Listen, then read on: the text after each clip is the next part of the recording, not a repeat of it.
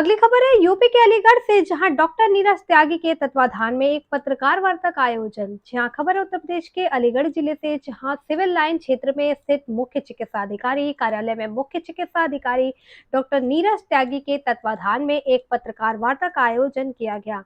मुख्य चिकित्सा अधिकारी डॉक्टर नीरज त्यागी ने पत्रकारों को संबोधित करते हुए कहा है कि एक सघन मिशन इंद्रधनुष 5.0 अभियान जनपद में 3 चरण, प्रथम चरण 7 अगस्त से 12 अगस्त तक, द्वितीय चरण 11 से 16 सितंबर तथा तृतीय चरण 9 से 14 अक्टूबर में चलाया जाना है। प्रथम चरण में 7 से 12 अगस्त तक अभियान के अंतर्गत 0 से 5 वर्ष तक के बच्चे एवं गर्भवती महिलाओं का टीकाकरण किया जाना है। इस अभियान में जनपद में प्रथम चरण में 1777 सत्र आयोजित किए जाएंगे। इस अभियान में 0 से 5 वर्ष तक के बच्चों को 5,1896 डोज एंटीजन की तथा 9,702 गर्भवती महिलाओं का टीकाकरण किया जाना है। अभियान के प्रभावी पर्यवेक्षण हेतु जनपद स्तर में 10 नोडल अधिकारी नामित किए गए हैं। जनपद में अभियान के प्रति जागरूकता बढ़ाने के लिए जनप्रतिनिधियों द्वारा कार्यक्रम का शुभारंभ किया जाना है। देखिए अलीगढ़ से डिस्ट्रिक्ट इंचार्ज गौरव रावत की रिपोर्ट।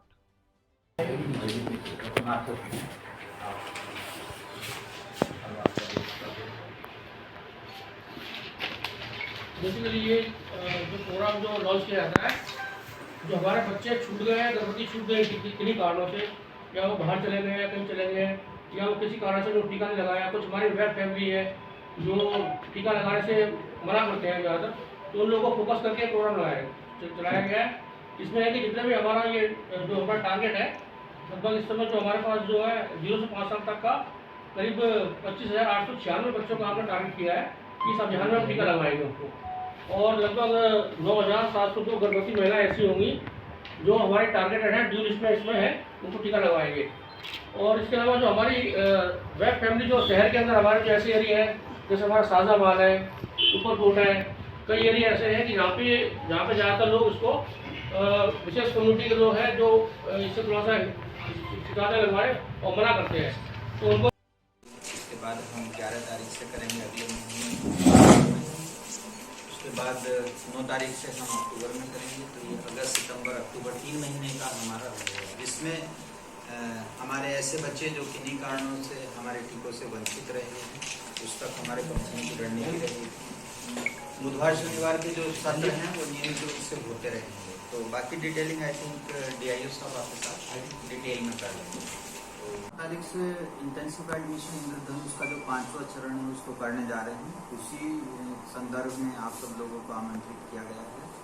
आपके माध्यम से जनपद वासियों से हम अपील करना चाहेंगे कि वह अपने 0 से 5 साल के बच्चों को, गर्भवती महिलाओं को जो किसी भी टीके से वंचित हैं, नजदीकी सत्र पर लाकर उन्हें टीकाकरण कराने में हमारा सहयोग करें। ये अभियान कब से कब तक चलेगा?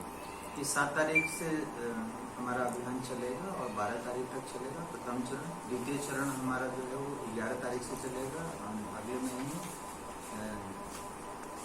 और 16 तारीख तक चलेगा। उसके बाद अक्टूबर में ये 9 अक्टूबर से लेके और 14 अक्टूबर तक चलेगा। तो कुल 3 चरणों में हमारा प्रयास रहेगा कि हम अपने सभी छूटे हुए बच्चों, गर्भवती महिलाओं तक उनका टीका आसानी से पहुंचा सकें।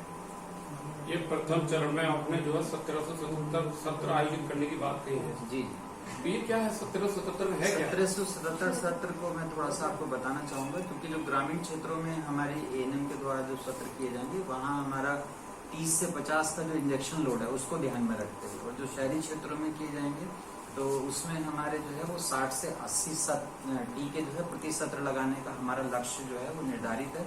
हमारे लाभार्थी पहले से ही चिन्हित हैं, उनको विधिवत तिथिवार सूचित कर दिया गया है, और हमारी आशाओं के द्वारा या लिंक वर्कर के द्वारा या आंगनवाड़ियों के द्वारा उन्हें वहाँ लाकर टीकाकरण कराने में हमारा सहयोग किया जाए। और सर, क्या लोगों को जागरूक करने के लिए कुछ किया जा रहा है? लोगों को जागरूक करने के लिए सबसे सशक्त माध्यम तो आप ही लोग हैं, जिसका ये हम लोग अंतिम प्रयास कर रहे हैं।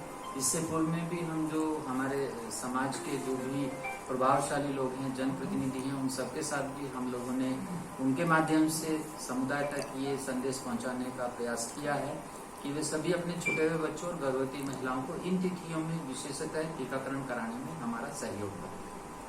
सर, जिस तरह से लोग उन्हें मना करते हैं पोलियो पिलवाने के लिए और टीकाकरण कराने के लिए, क्या करें?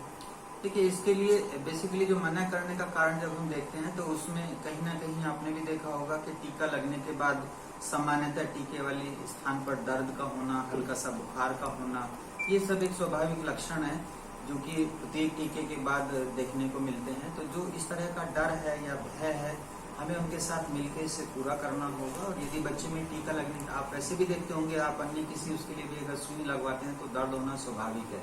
और चूंकि इसमें हम एक एंटीजन बॉडी के अंदर डाल रहे हैं तो उसके प्रति जो प्रतिरोधक क्षमता पैदा होती है, तो हल्का सा शरीर में बुखार का होना भी एक स्वाभाविक है, जिसके लिए हम पैरासीटामोल की गोली देते हैं।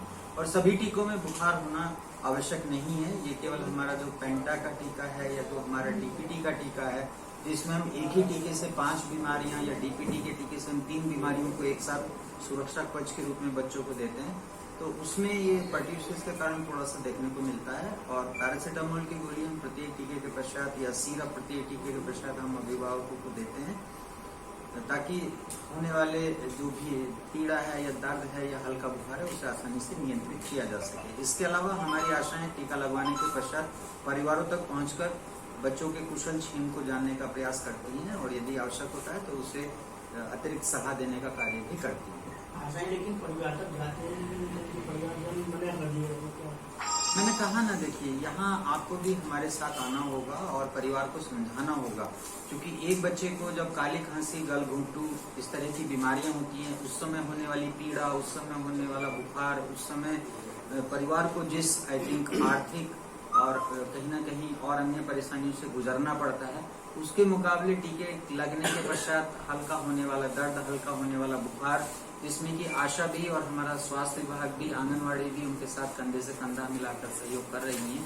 जबकि बीमार होने पर कहीं ना कहीं चिकित्सालयों में भर्ती कर उपचारित करना होता है, वहाँ परिवार ही सब चीजों के लिए जिम्मेदार होता है। तो मेरा अनुरोध रहेगा, और इसमें काफी लोग हमारे साथ हैं, हमारे कोटेदार हैं, हमारे जो नगर निगम के कर्मी हैं, हमारे सभासद हैं, हमारे जो जनप्रतिनिधि हैं, प्रभावशाली व्यक्ति हैं, और आपके माध्यम से जब समुदाय में ये संदेश पहुंचेगा तो आसानी से वो लोग हमें अपने बच्चों को टीका लगवाने के कार्य को पूरा करने में मदद करेंगे। सर, इस समय आई फ्लू का दौर ज्यादा है, और उसके लिए क्या कुछ? देखिए, आई फ्लू के बारे में मैं आपको जरूर बताना चाहूंगा, क्योंकि इसमें बचाव ही उपचार से श्रेष्ठ की कैटेगरी में रखा गया है।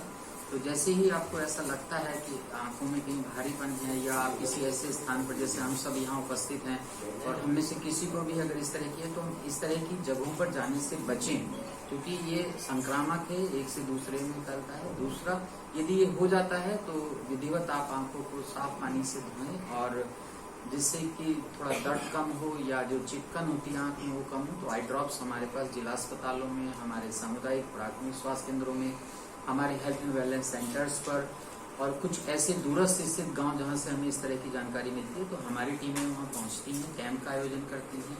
और ये एक सेल्फ लिमिटिंग कंडीशन है, और इसका थोड़ा सा हमें बस यही है कि हम भीड़ भाड़ वाली जगहों पर जाने से बचें।